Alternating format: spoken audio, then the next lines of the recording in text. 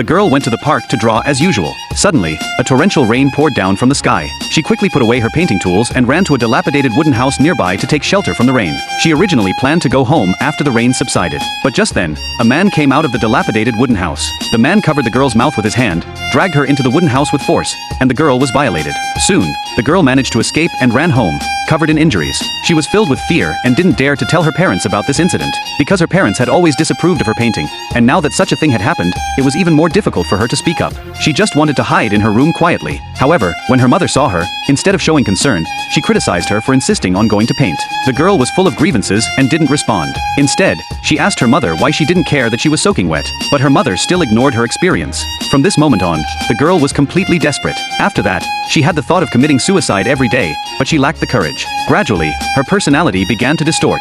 She always deliberately avoided the crowd, and her temper became irritable and anxious.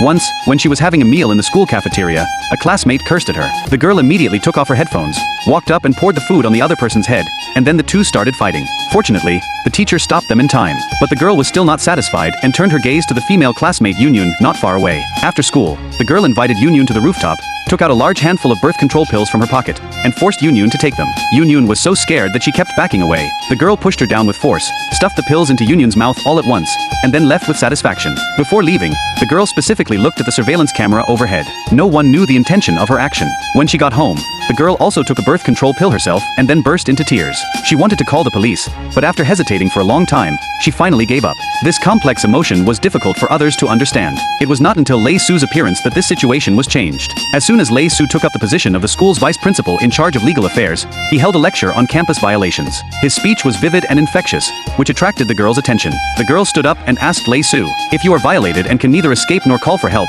what should you do?" Lei Su replied, "Try your best to stay alive."